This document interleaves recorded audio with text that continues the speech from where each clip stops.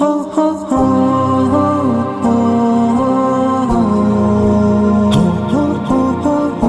معین Kuwait سے پوچھتے ہیں اسلام کے بنیادی عقائد کون کون سے ہیں؟ اسلام کے کتنے عقائد ہیں جن میں اختلاف کی گنجائش نہیں؟ کیونکہ ہر مسلک والے اپنی عقائد کی دعوت دیتے ہیں۔ اسلام کے جو بیسک عقائد ہیں نا، جو قرآن اور سنت میں ہیں، ان کو علماء نے ایمان مفصل اور ایمان مجمل میں ذکر کر دیا ہے۔ بعض لوگ یہ کہتے ہیں کہ یہ ایمان مفصل ایمان مجمل کسی حدیث سے دکھاؤ، تو یہ بھی ایک جہالت والا سوال ہے۔ ایمان مفصل اور ایمان مجمل اس ترتیب سے حدیث سے نہ بھی ہو، لیکن جو ایمان مفصل اور ایمان مجمل میں ہم جن چیزوں کا اقرار کرتے ہیں وہ سارے قرآن و سنت سے ثابت ہیں۔ تو آمنت باللہ و ملائکتہ و کتبہ و رسلہ والیوم الآخر والقدر خیرہ و شرہ من اللہ تعالی والبعث بعد الموت، کہ اللہ پر ایمان، کہ اللہ موجود ہے، اس کی توحید پر ایمان، اور اس کے فرشتوں پر ایمان، اس کی تمام کتابیں جو مشہور 4 کتابیں تورات، زبور، انجیل، قرآن پاک، اور تقدیر پر ایمان کہ جو اچھا برا ہے پہلے سے وہ طے شدہ ہے۔ تو یہ سب چیزوں پر ایمان جو ہے یہ ایمان، یعنی یہ بنیادی اسلام کے عقائد ہیں۔ اس کے علاوہ قرآن نے جو جنت اور جہنم بیان کیا، میدان یعنی مرنے کے بعد ایک زندگی ہے، پھر قبر کا عذاب، اور ختم نبوت، رسول اللہ صلی اللہ علیہ وسلم آخری نبی ہیں، تو یہ اسلام کے بیسک عقائد ہیں۔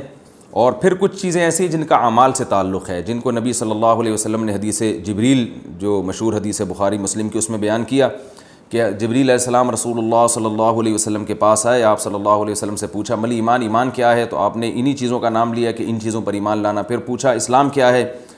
تو آپ نے فرمایا کہ 5 ٹائم نمازیں قائم کرنا، زکوٰۃ ادا کرنا، رمضان کے روزے رکھنا اور حج کرنا۔ تو یہ 4 چیزوں کی فرضیت کا جو شخص انکار کرے گا، 5 نمازوں میں سے ایک نماز کا انکار کر دے، وہ بھی اسلام سے خارج ہے، چاہے کسی بھی مسلک سے اس کا تعلق ہو۔ حج کا انکار کر دے وہ بھی اسلام سے خارج ہے، زکوٰۃ کا انکار کر دے وہ بھی اسلام سے خارج ہے۔ تو یہ جو اور رمضان کے روزوں کا انکار کر دے، کسی ایک روزے کا بھی انکار کر دے، وہ بھی اسلام سے خارج ہے۔ تو یہ 4 اعمال اسلام میں ایسے ہیں جو طے شدہ ہیں، متواتر ہیں، ان میں سے کسی ایک کا انکار کرنا یہ بھی کفر ہے۔ تو یہ موٹے موٹے عقائد ہیں۔ اس کے بعد پھر تفصیل میں جب ہم جتنا زیادہ گہرائی میں جائیں گے تو اس میں اختلاف ہوگا، اس اختلاف کا کسی کو نہ بھی پتہ ہو تو کوئی حرج نہیں ہے۔ میں اس پر ایک اکثر چٹکلا سناتا ہوں۔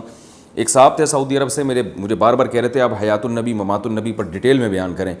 تو میں نے کہا یار یہ کوئی اسلام کے بنیادی عقائد میں سے نہیں ہے۔ انہوں نے کہا نہیں، یہ تو کفر اور اسلام کا مسئلہ ہے۔ تو میں نے کہا آپ کی بیگم کے بارے میں آپ کو پتہ ہے کہ وہ حیاتی ہیں یا مماتی ہیں؟